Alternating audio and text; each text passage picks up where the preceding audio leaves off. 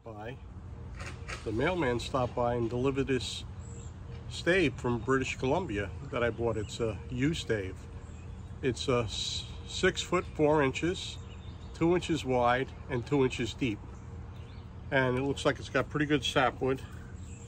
I don't know what this area is going to bring. I think I'll take it off and we'll look. I don't know where the center is. I'm still not sure how long I'm going to make it, but I'd rather have a longer stave than a shorter one, so I have more choices where to lay it out. There's a lot of knots up here that may make me have a shorter bow. There's a couple here too. You know, you take a chance whenever you order these staves. If you can't go look at them, which you can't, you know, you don't know what you're getting. So we're going to scrape off the bark and look at the sapwood and see what I got.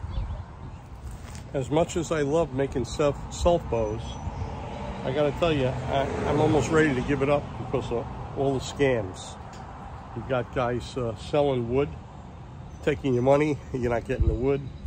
I got this stave from British Columbia, and the guy stated nice wood with no big knots in it, you know.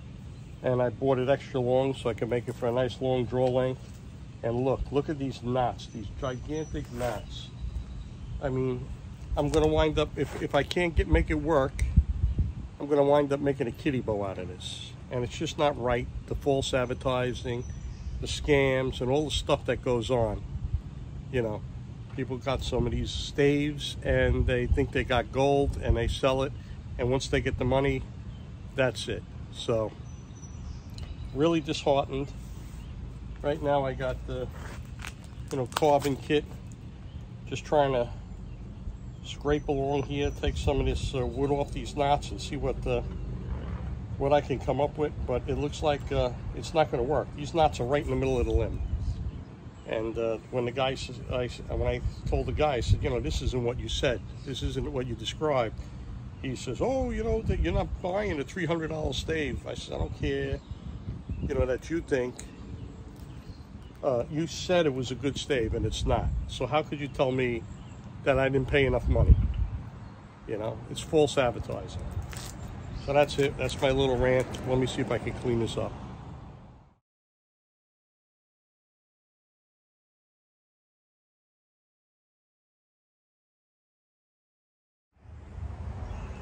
Okay, so once again, this is the stave I got from British Columbia on eBay. And I'm going to post a description of it and pictures of what it looks like and what it really is. So like buyer beware with every kind of piece of wood you buy if you get into this hobby. So these knots are so deep and so bad that I have a carving tool and the round cabinet scraper, and I clean it out, and it's kind of like rotten wood in there. So because of this, I have to shorten the bow significantly. It's going to be 62 inches, and this knot is going to be in the top, okay? It's not going to be where the grooves are, it's going to be above, it's going to be where it's shaped, okay? It's going to be the end of the bow. So I'm going to trim it up, and it's not going to be anything near what I wanted to make it to be. And again, it's going to be a design on this thing here to match this messed up piece of wood. So, to be continued, and you'll see what kind of bow I wind up with. I wanted the nice stave. I was going to make a nice recurve. Well, that isn't happening. So, let's see what I come up with. Okay, so this is what I've got left. 62 inches. This is going to be the end. Couldn't help it. I tried to clean up these knots the best I could. I don't know if it's going to flex and have a problem. Okay, that's it. And I'm going to start taking it down so I can floor tool it. Remember, yew wood is poisonous if ingested. So you don't want to breathe the dust in on this, okay? I really don't know what's going to happen, if this is going to break or not, but all right, we're going to do a little sanding on the belt sander.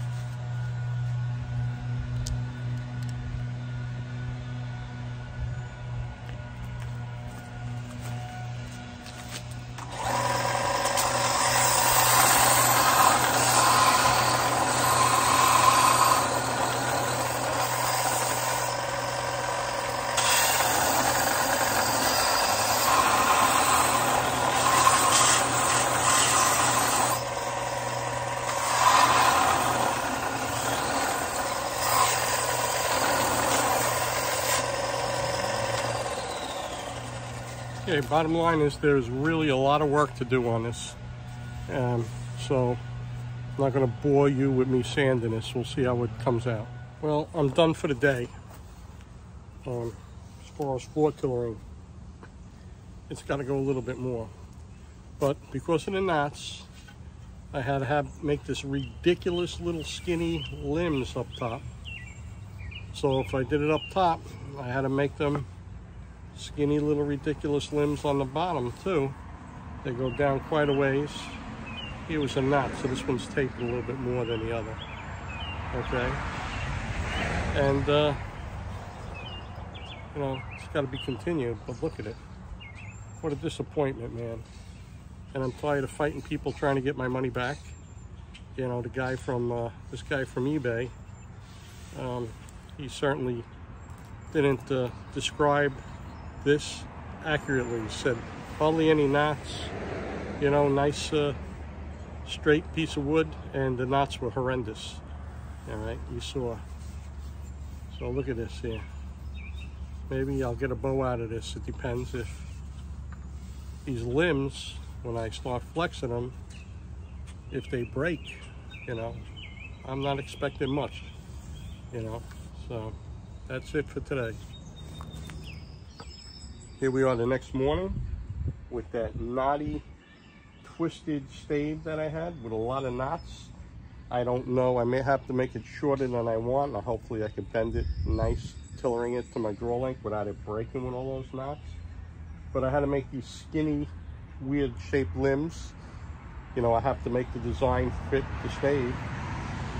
I got it smashed on the end there, you know, like, not smashed, just compressed down, you know, flat, because it was crooked, and I'm going to straighten that out. And then we're going to, I got a little bit moving floor tiller in it, so once I get this straight, we're going to do a little more tillering, and then we're going to see what we're going to do afterwards. Once, if I can get it to tiller pretty good, maybe I'll put a little bit of a flip tip on the end if it's possible. It's like wishful thinking at this point, because I really think an 85% chance it is breaking during the tillering process with all those knots. I hope I'm wrong. All right, to be continued. Okay, after heating this up and clamping it down, this end was really twisted, and it's fairly straight now. Nice and straight. You know, not nice and straight, you know, straight as it could be. All right, now we're going to take some material off with the belt sander and see if we can get it to flex a little more. And you see this really bad end here? This was 62. I'm going to have to make it 60 inches and hope that I can tiller it. You know, I was thinking all kinds of things in my head. What I do, fill this up for epoxy because it's above the string groove. I'm just going to cut it off and hope for the best. Okay, I'm going to use the belt sander to try and take it down to this line. I treated myself and put a new 80 grit belt on. See, I drew a line, try to get it, see how it flexes, see how I floor tiller it. Depending on that, we'll see what's I'm going to put string grooves or not in. All right, always wear a mask. This U-dust is poisonous. You don't want to ingest it. You don't want to get it in your lungs. It's not poisonous like this. It's poisonous if you ingest it. So wear a mask.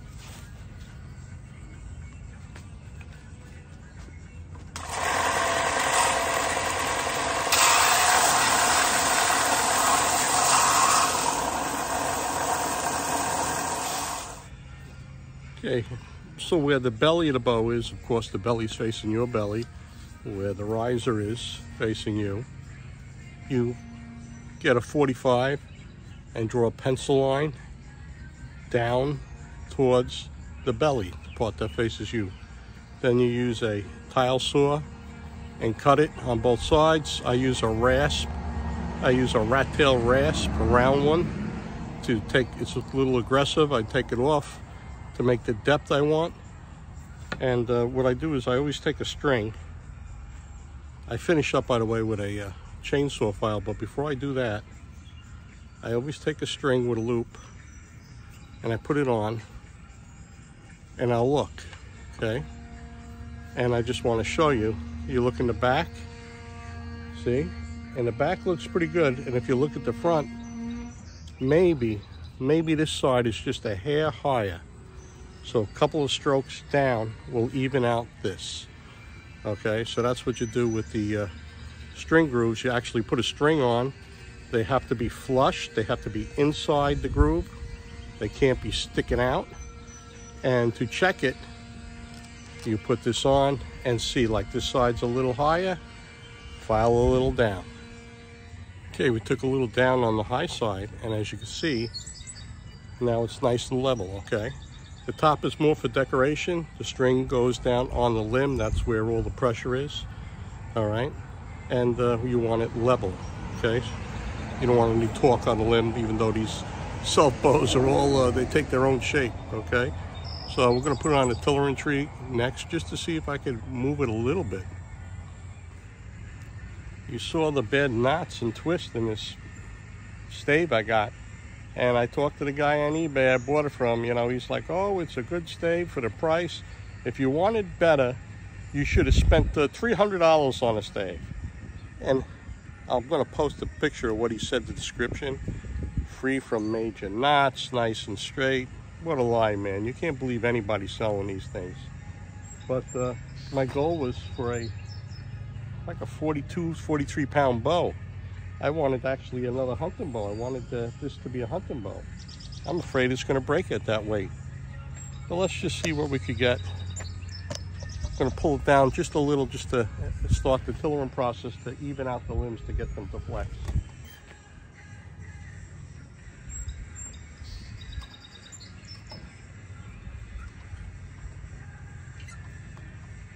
I'm gonna stop it because the pulley on the bottom, you got the pulley corrected. Let's just flex it a little and see what we've got here.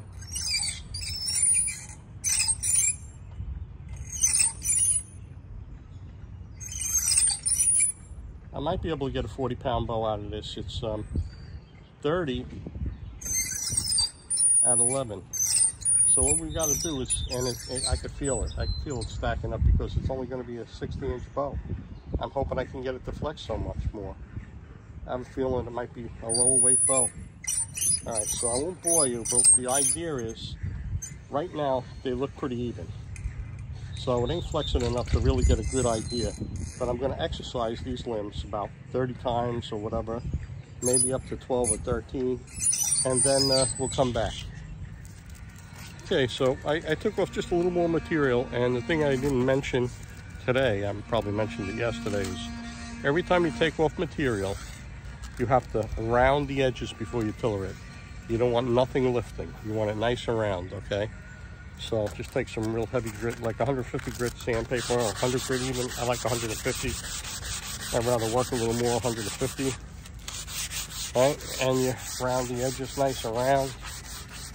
Okay, I'm gonna put my mask on and round both of them, and then we're gonna put it back on the tiller. Okay, I'm trying to get it to flex a little bit more, and took off a little bit of weight and rounded the edges really nice because I feel a stress. I know I've got a 26-inch draw, and this bow's for me, and I want to get it to like 40 to 43 pounds. But I don't know if that's going to happen because I feel it's stacked already. It's too short, and it's short because of the knot. So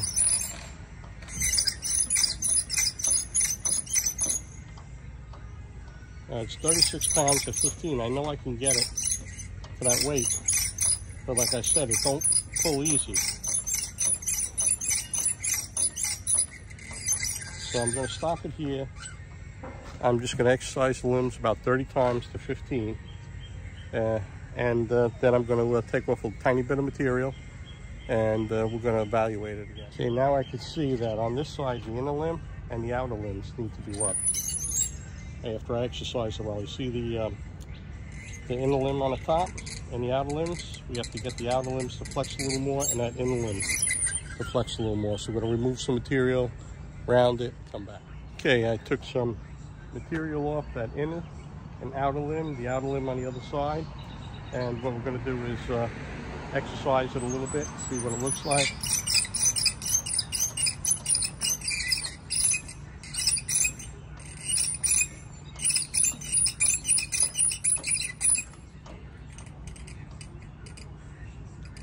Okay, looking at it, maybe a little bit more on that in limb, the outer limb. That side's not too bad, maybe a little bit on the outer limb too.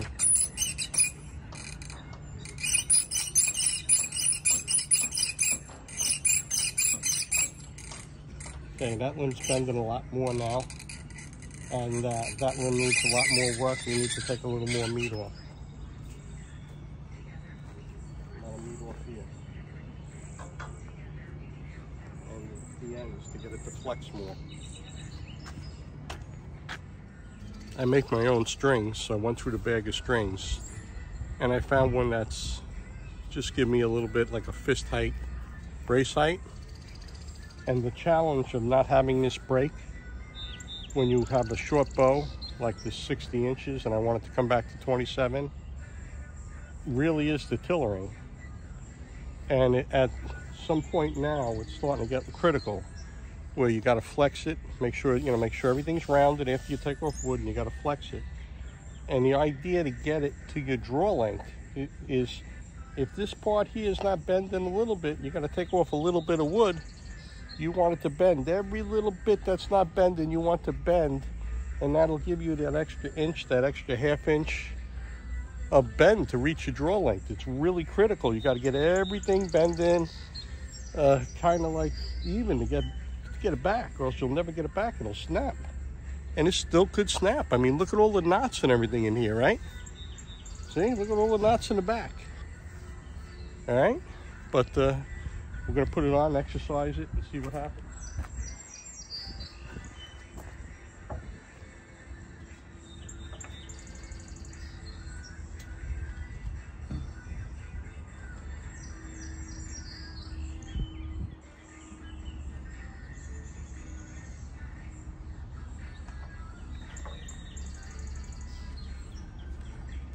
Yeah, we're going to exercise it a little bit.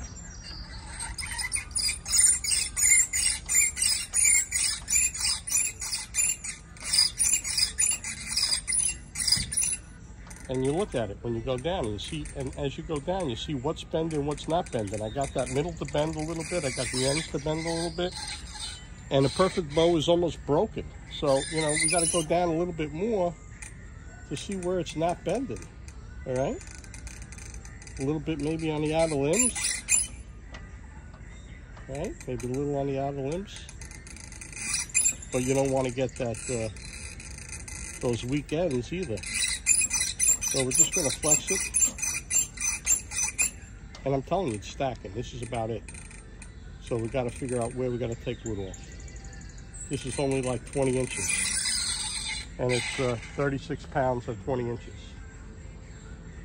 So if I get it down to where I want, my 26-inch draw length, I don't think it's going to be anywhere near 40 pounds to get it to flex. And I'm going to exercise it for a while. I'll get back to you. Hopefully you don't break while I'm exercising. Okay, I took a little bit more off. I'm taking like a little at a time now and really rounding the edges to make sure that we don't have anything to lift up.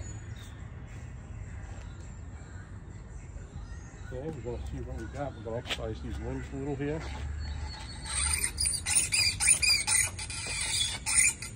See, I tried to loosen up the ends a little bit, and that right inside there.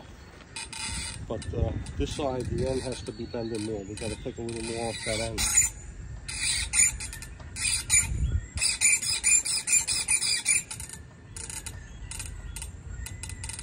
So, it's really tough. It's a tough call. It's a tough call. That's bending pretty even.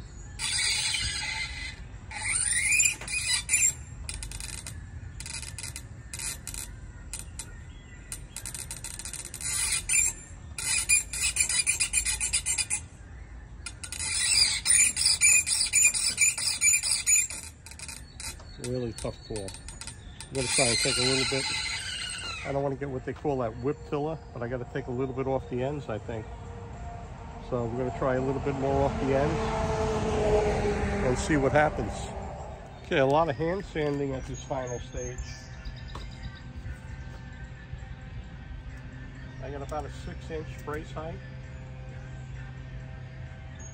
Tool is about 7 inches here and about 7 inches here. So I still have to exercise it, so that'll change up a little bit. But now we're at the point where we're trying to stretch it, try to get as much as we can to get everything flexing even, and hope it don't break. And could it break? Absolutely. I was destined to fail when I started with this piece of wood, but you never know.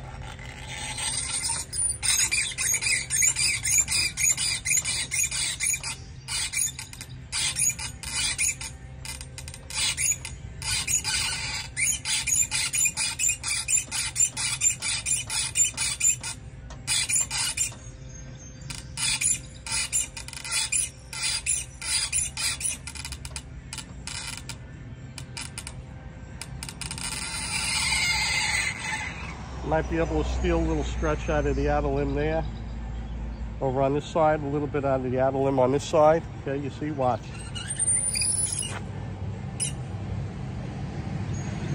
And maybe a little out of the outer limb without creating a whip tiller. Just a tiny bit here, but a little bit from here down. I might be able to steal a little bit of stretch out of this and a little bit on the end. See what happens. Okay, I took off some more material and just pulled it back a little bit. I measured this bottom limb here, needs to bend a little more. So we're using the cabinet scraper. You can see the curls that come off. Trying to get it to flex a little more. This is where I need it to flex, right in here. Okay.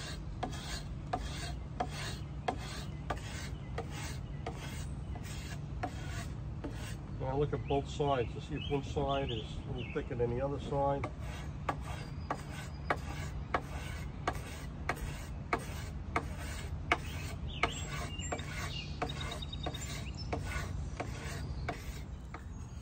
Okay, I didn't realize when I get a phone call, okay, I get a phone call, it interrupts the video.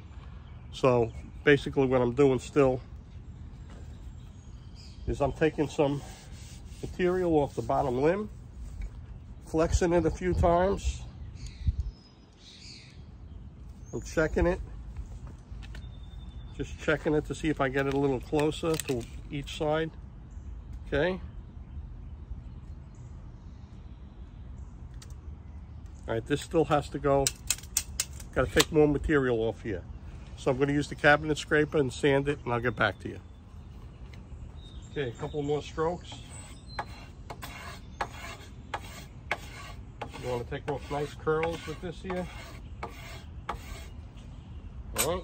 Always, even when I use that cabinet scraper, you got to sand nice and round the edges. Okay, sand it, round the edges, and I'll bring it over to the tillering tree in a minute.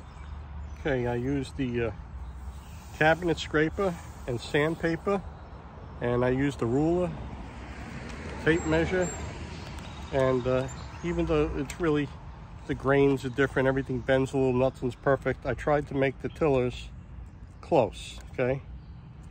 Top one's a little bit more. Okay, then I went to the puffs because I know I made my puffs even.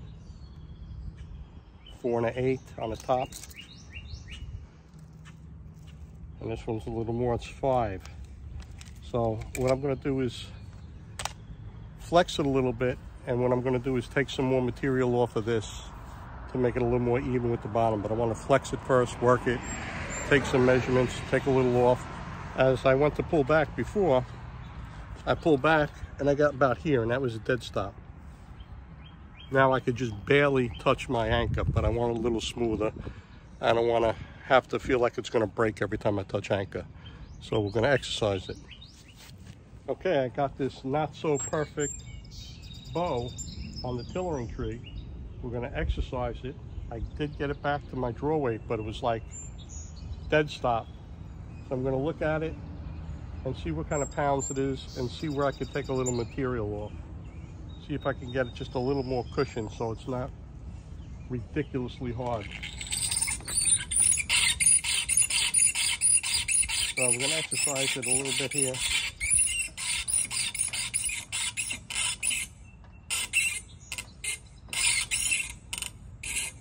See what it is. It's 40 pounds at 26 inches. That's really what I want. I don't want any less than 40 really. But I'm gonna exercise it and see if it gets a little softer. I'll get back to you. Okay, scraped and sanded a little bit off the outer mid limb. And I'm gonna exercise it a little bit and see what we get.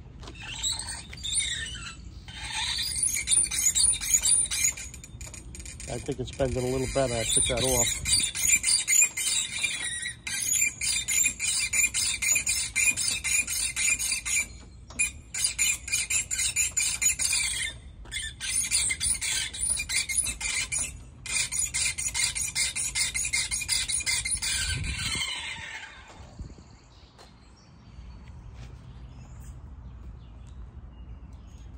Okay, I went a little past my draw length, 42.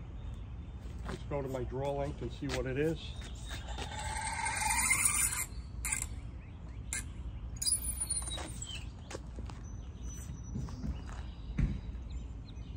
$39.80, so it's almost 40 pounds, so that's good.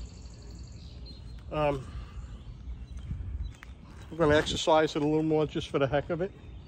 It's going to stay like this. I'm going to shape the tips, cut out a shelf, but I want to exercise it a little first. Hopefully it don't break while I'm prepping it. Got masked glasses. I have where the shelf is going to go.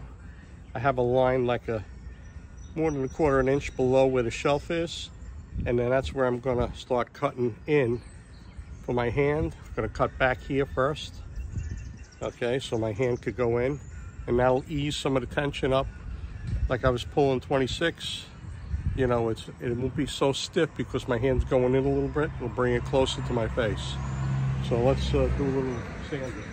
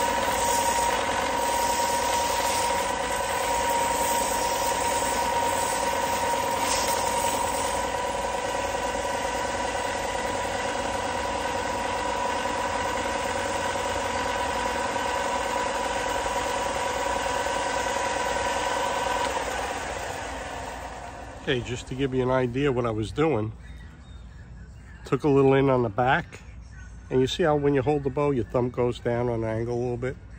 So it's down on the angle a little bit. And then when you look at this side, there's a little space. Here's going to be the shelf up here. And then under here, I could go up a little bit more. I left a little wiggle room. Could hand sand it or use a rasp or a file. But this is the idea, and this is what I meant by if I'm pulling back to my draw length all the way out here, now my hand's forward, it'll be a little easier, okay? It's changing things up. It might be a hair less poundage, but it won't be so tight. I have a little leeway. So I'm gonna cut out the shelf and I'll show you some more when I'm done. Okay, I used a hacksaw and I cut on an upwards angle and a downward angle to kind of make a peak here. And then very carefully, you could use a chisel to chisel it out, or you got to be careful, a bandsaw could really wreck it, so a chisel. Use a chisel to chisel this out, okay? Okay, after you chisel or cut out, however you do it, however you decide to do it, chisel is probably the safest. a little bit at a time. Remember, just like the draw knife, the blade goes upside down when you chisel it so it don't dig in. This multi-tool is the best tool I ever bought for sanding, and it takes all the marks out. And for around the shelf, it rounds it nice, okay? And then the rest you got to finish up by hand. But this takes all the lines and marks out pretty quickly, all right? It's like worth its weight in gold. Best tool I ever bought, okay? So what we're going to do now is I'm just going to hand sand it, throw a string on it, and take a shot with it. I'm going to show you how to carefully shape the tips.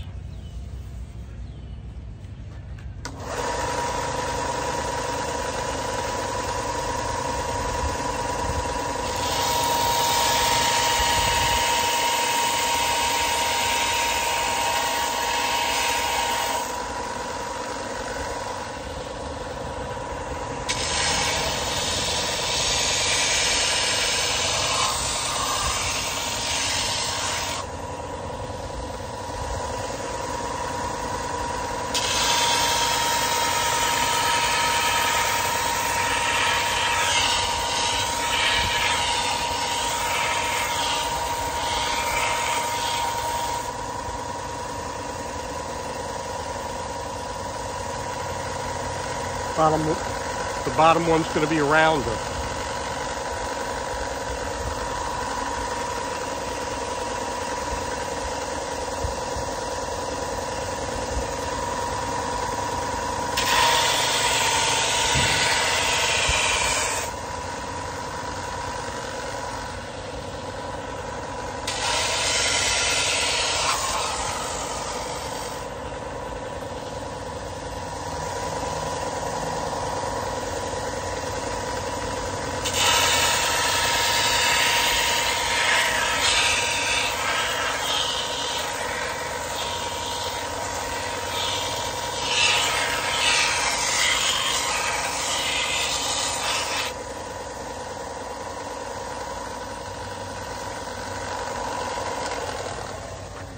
Okay, the bottom I always make round because it's going to be on the ground, okay?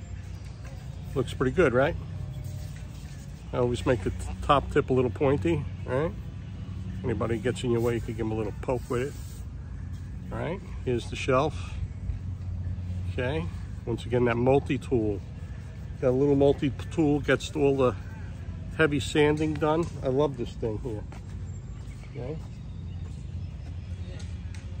Takes all the marks out, around the edges, around the shelf.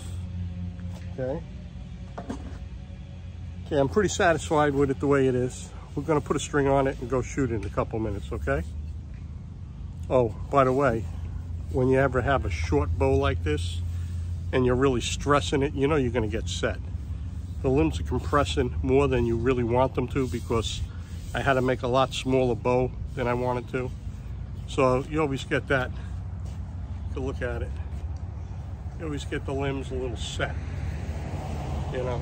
I'm really lucky it didn't break when I pulled it back, and it still could break at some point in time, but I think I have a little leeway. When I cut this out here so my hand fits in, you know, like your hand fits in, but I use the natural cant. You see, if you throw your hand out, you see that angle? You just put your hand in there. That's how I shoot a long bow like that, okay? But you see how in the back your hand goes in a little more, and I rounded it. That gives me a little leeway. It'd be a little less weight, but a little more leeway on the draw. All right, we're gonna go shoot it. Okay, here we are. For the first time, I'm gonna shoot this knotty U bow that's really short. It's 60 inches. I made the brace height 6.5 inches, and at that 6.5 inches with my little pull scale, it's 40 pounds. So I got two types of arrows. I got these little light 700 spines with 75 grain tips. We're gonna try shooting this at the bear and the deer at 20, and then I also have 900 spine, real little light pins. So let's see how this shoots. We're gonna try the 700 spine first. I'm gonna try and shoot that bear, and from me shooting in the past, I gotta shoot like under the bottom of the hen ring for me to hit the bear. So let's see what happens.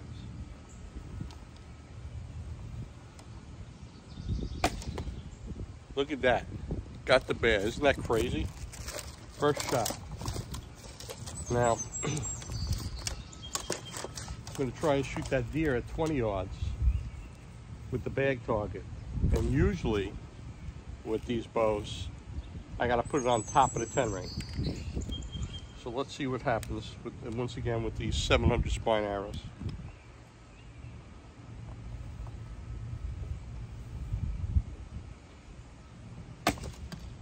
Oh, a little high. Okay, we're going to put it right on. We're going to try putting it right on and see what happens.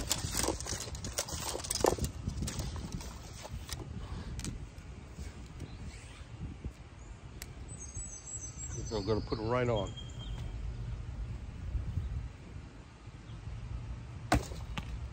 Not bad, just a little left. That could have been me. Got a few more to shoot here.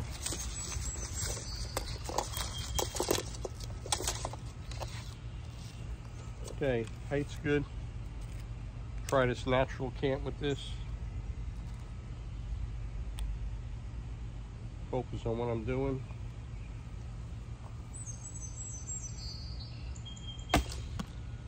Okay, not bad, just a little high. So what we're going to try now is 25 yards.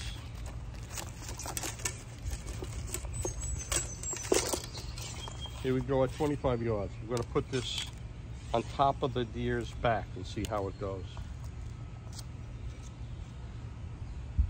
That deer over on the right, 25 yards.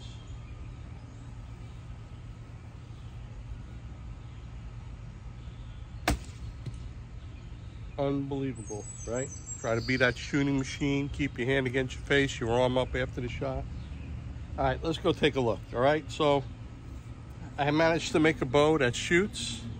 It don't shoot bad with these 700 spine arrows. I think these are the arrows I'm going to stick with. And let's go take a look at the targets.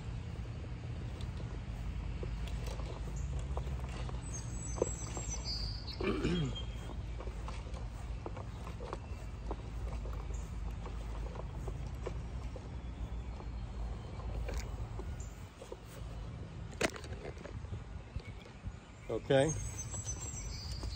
I aimed down here and it went up there, which is good. Okay, the 20-yard shots, I was a little inconsistent. Have to get used to shooting this.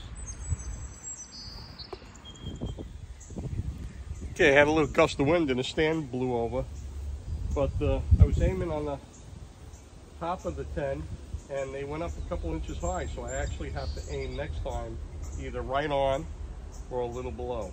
This one here, whenever it goes to the right, it's a grip. So I might have torqued it, but that's the right height. I put that one right on. Okay, and then let's go look at the 25-yard shot.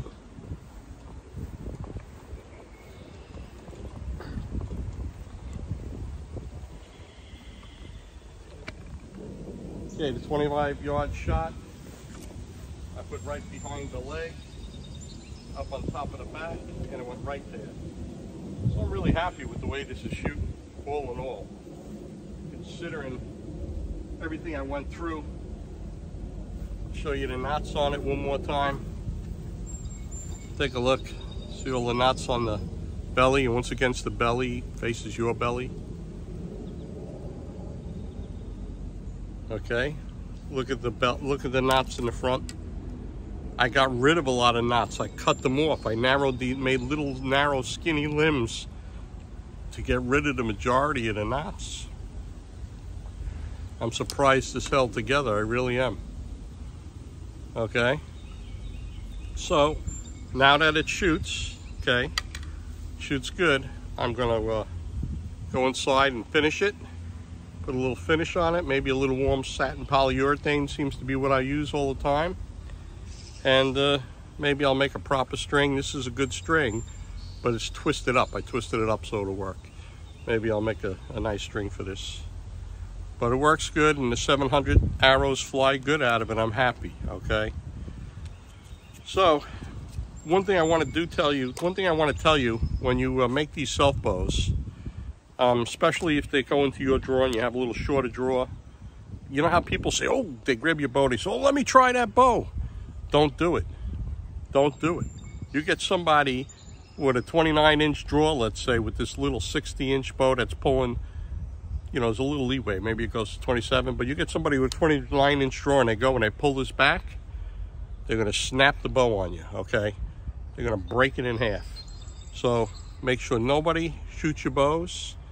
Make sure if you correct somebody, say, listen, don't ever go and pick up somebody's bow and pull it back without permission. And know that these self bows pull back, you know, they're kind of used as specific. You know, if a guy's got a short draw, it's got to remain with somebody that's got a short draw. The other thing, don't be afraid when you're going out on the range and you have new people and they're going to pull arrows. Tell them, listen, I'm not sure if you know, but when you pull arrows, go right up to the target and grab them close and pull them out from the target nice and close. Because if you grab them back, even the carbon arrows will warp and bend. Aluminum's guaranteed that if somebody grabs somebody end and yanks them out for the target, you're going to have bent arrows. All right, so that's it for today. Okay, watch my other videos on Barebow Joe. Every day that you wake up is a good day. Enjoy it. Make the best of it. Okay? Have a nice day. Okay, I gave it a coat of warm satin polyurethane. Okay, made sure I got all the polyurethane inside the knots and all. I always give everything 2 coats. This is the first coat. Okay, you can see that the bow has some set. Usually set comes from bad tillering, or you have a short bow you're trying to make reach like I was doing. I got the tillering, believe it or not, I got the tillering really good considering. Okay, so I just wanted to show you what it looks like with a little finish on it.